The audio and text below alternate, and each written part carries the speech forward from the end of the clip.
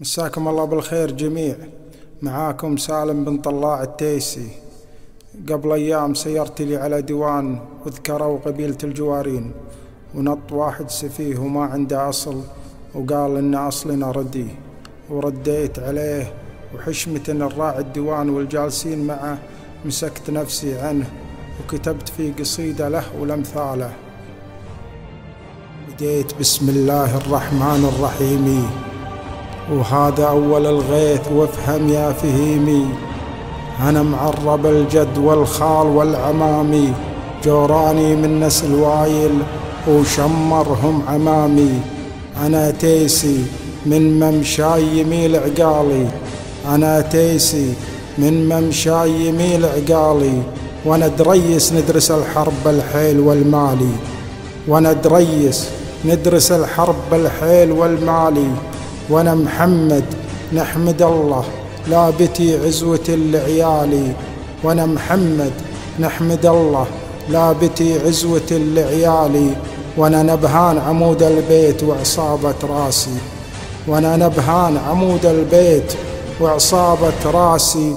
وأنا خطيمي رجالنا بالحرب عن ثماني، وأنا خطيمي رجالنا بالحرب عن ثماني.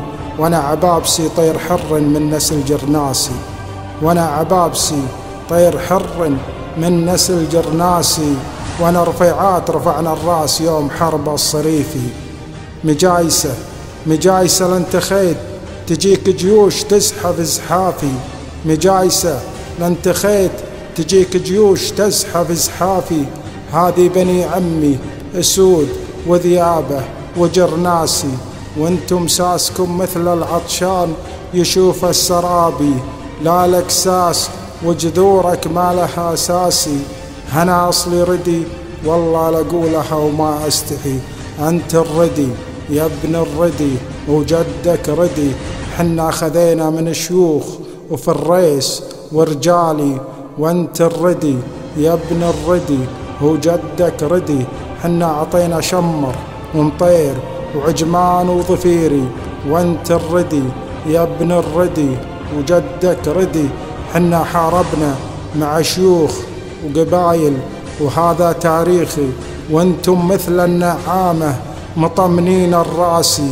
واختمها بسم الله والله أكبر عد ما ذبحت ليادي، وصلي على سيدنا محمد المصطفى الهادي.